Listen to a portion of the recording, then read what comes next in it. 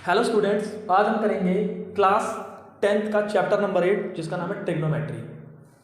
बच्चों का चैप्टर काफ़ी टफ लगता है, जबकि ये चैप्टर इतना टफ नहीं है जितना आप सोचते हो, क्योंकि वेटेज के हिसाब से देखो 12 नंबर हैं और किसी सिंगल चैप्टर से 12 नंबर आना बहुत बड़ी बात है।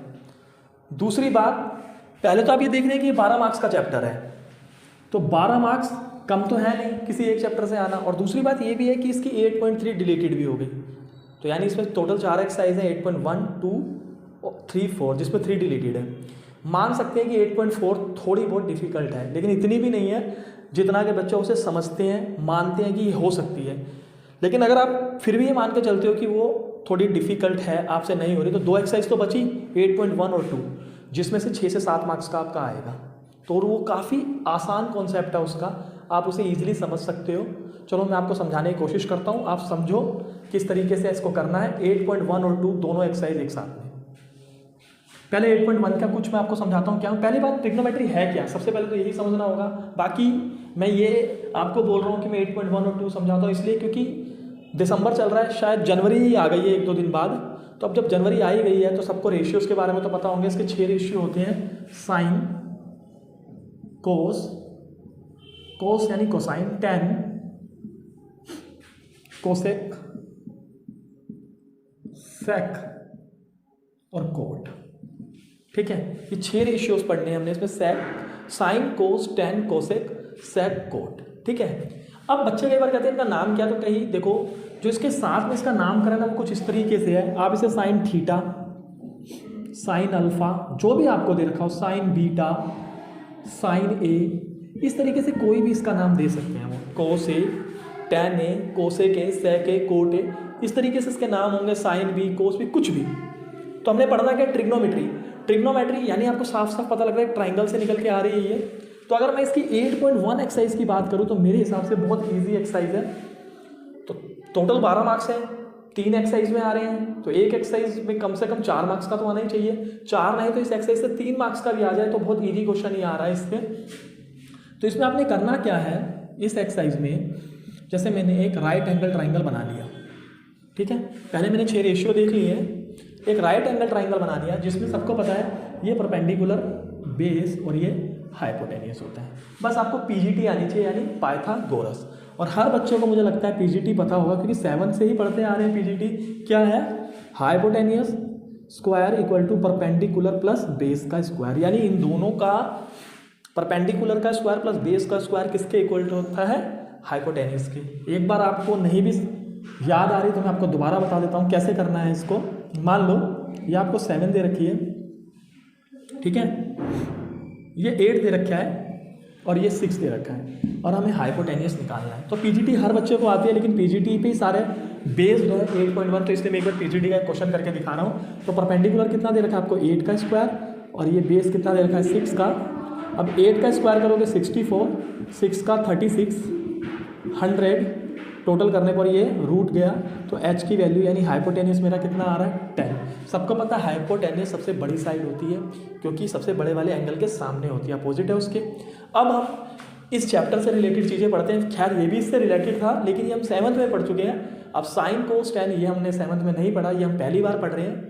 तो मैं आपको बताता हूँ साइन कोस 8.1 एक्सरसाइज में आपको इसका रोल क्या है, करना क्या है 8.1 में। तो हमें करना क्या है, ये सारे रेशियो जैसे साइन कोस, तो मैं इनका एक नाम देता हूँ थीटा, कोई भी नाम हो सकता है। मैंने बताया था साइन ए, साइन बी, साइन सी, साइन थीटा, साइन बी, कुछ भी।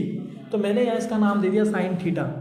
तो इसी तरीके से साइन के बाद कोस थीटा, टेन थीटा, ये 6 रेशियो लिख देंगे। अच्छा एक बात और, जब मैंने रेशियोज लिखे तो मैं आपको एक और बात बता दूँ, जो साइन है उस साइन का जो उल्टा है वो क्या है, कोसेक है, और कोसेक का उल्टा कौन है, साइन। यानी मैं साइन को लिख सकता हूँ 1 अपॉन कोसेक। ठीक है, साइन को लिख सकता हूँ 1 अपॉन कोसेक। तो इसी तरीके से मैं कोस को क्या लिख सकता हूँ, 1 अपॉन सेक। वो उसका, इन दोनों के बीच में रिलेशन ये है, कोस का रिलेशन क्या है सेक के साथ, 1 अपॉन सेक। और टेन का रिलेशन है 1 अपॉन कोट। टेन का क्या रिलेशन है, 1 अपॉन कोट। इसका मतलब ये सब साइन का उल्टा कौन है, कोसेक, कोसेक का कोस का सेक और टेन का कोट।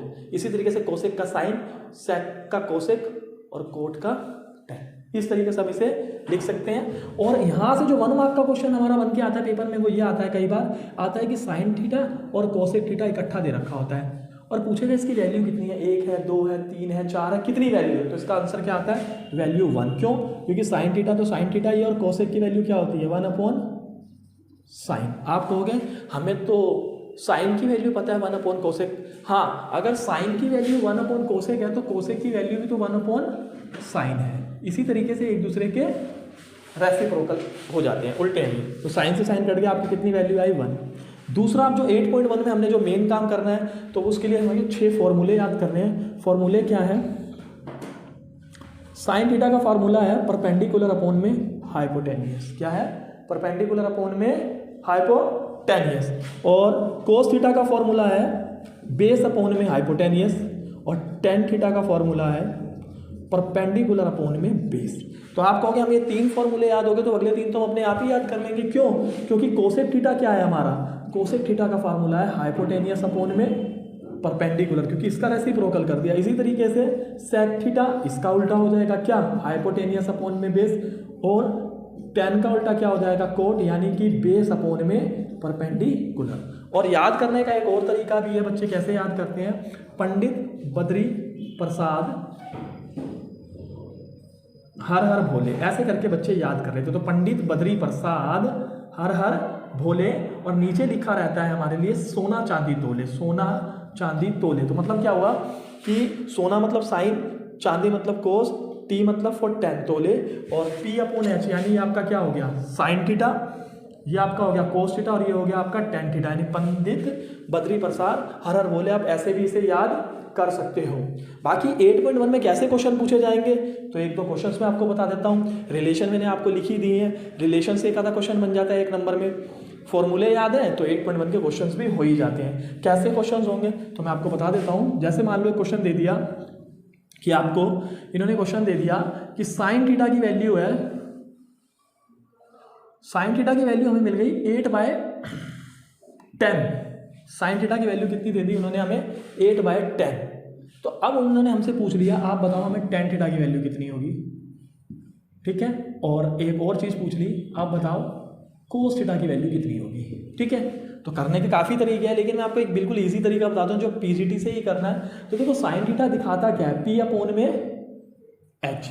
तो यानी कि जब हम इसको सोल्व करेंगे तो हमें क्या करना पड़ेगा, परपेंडिकुलर हमें दे रखा है कितना, एच 8, और एच कितना दे रखा है 10। नाम दे दिया हमने ए बी और सी। क्या दे दिया, A B C, A B C.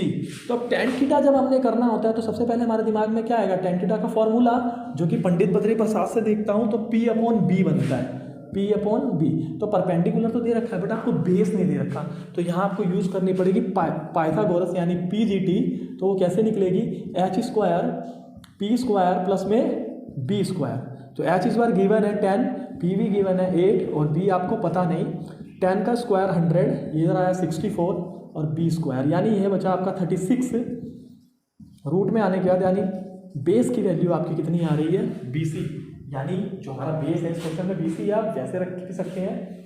तो BC की वैल्यू यानी कि आपकी 6 आ रही है। तो P अपॉन में B यानी 8/6 हमारा आंसर हो गया किसका, टेन थीटा का। और वहीं हमसे अगर ये कोस थीटा का आंसर पूछता है तो इसका आंसर क्या निकलेगा, बेस अपॉन में हाइपोटेनियस। और अभी बेस हमने निकला है 6 और हाइपोटेनियस कितना है 10। तो इस तरीके का एक क्वेश्चन बन सकता है जो कि 3 मार्क्स में आपको या 2 मार्क्स में मिल सकता है। और ये रिलेशन वाले क्वेश्चन बन सकते हैं। बच्चों को लगता है काफ़ी मुश्किल चैप्टर है, मुश्किल इसमें कुछ भी नहीं है, बस ये फॉर्मूले याद करो। 8.1 और 8.2 तो आप कर ही सकते हो। तो 8.1 के अंदर जो जो होना है मैंने आपको बता दिया। बाकी 8.2 के अंदर आपको वैल्यूज़ रखनी है। क्या रखनी है, वैल्यूज़। मतलब हम जो अपने 10th के सिलेबस में पढ़ रहे हैं तो जितने भी रेशियो हैं उनकी 0 से लेकर 90 के बीच में वैल्यूज़ होती हैं। तो आप उसका चार्ट याद भी कर सकते हैं और बना भी सकते हैं, लेकिन अगर आपको याद है तो आप उसे याद कीजिए, कोई बात नहीं, और सिर्फ वैल्यू रखनी है। तो 8.2 एक्सरसाइज में हमें करना क्या है वो मैं आपको बताता हूँ। जैसे 8.2 एक्सरसाइज ले ली मैंने, पहले मैं आपको बता रहा हूँ किस एक्सरसाइज में से किस टाइप का क्वेश्चन आ सकता है, करना कैसे है, थोड़ी बहुत हिंट दे रहा हूँ। नहीं है तो आप कमेंट करके बताइए कि मुझे क्वेश्चन नहीं आ रहा, आप समझा दो। बाकी इनमें किस टाइप के क्वेश्चंस दिख रहे हैं वो मैं आपको बता रहा हूँ किस टाइप के क्वेश्चंस आ रहे हैं। अब मान लो 8.2 करनी है तो 8.2 में हमें वैल्यू रखनी है। तो वैल्यू रखने के लिए हमें क्या बोलेगा, कहेगा साइन 60 की वैल्यू पूछ सकता है, कोस 30 की वैल्यू बताइए, और इन दोनों को मल्टीप्लाई करके कहेगा इनका क्या आंसर आता है, अब ये बताओ। तो इस तरीके के क्वेश्चंस आपको देखने के लिए मिल सकते हैं। तो बच्चा कहेगा साइन 60, तो अब ये मैंने बोला आपको टेबल याद होना चाहिए, टेबल बनाना आना चाहिए। टेबल नहीं बनाना आता तो कमेंट कीजिए, मैं टेबल बनाना सिखा दूंगा, और याद है तो अच्छी बात है, और बनाना आता तो वो उससे भी ज़्यादा अच्छी बात है। तो साइन 60 की वैल्यू कितनी होती है, √3/2, मतलब 0 से लेकर 90 तक के वैल्यू होती है इसकी। और सीधी बात यह है कि साइन जैसे साइन 0, साइन 30, साइन 45, जैसे जैसे आगे जाएगा वैसे वैसे उसकी वैल्यू बढ़ती चली जाएगी। तो साइन 60 की वैल्यू √3/2 और कोस 30 की वैल्यू भी √3/2 होती है। तो यहाँ पे क्या हुआ, इसका आंसर आ रहा है 3/4। तो इस तरीके के क्वेश्चंस आपको मिलेंगे सेकंड एक्सरसाइज में।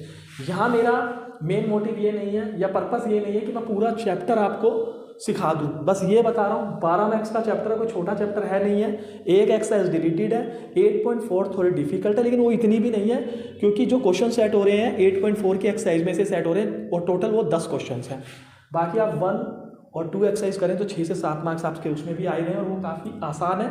थोड़ी मैंने आपको फॉर्मूले बताए हैं और 1 से 2 क्वेश्चन आपको सोल्व करके दिखाए हैं। अगर इसमें आपको कोई प्रॉब्लम है तो कमेंट कीजिए, और जो क्वेश्चंस आपसे नहीं हो रहे एक्सरसाइज के तो मुझे कमेंट कीजिए, मैं आपको क्वेश्चन कराऊंगा।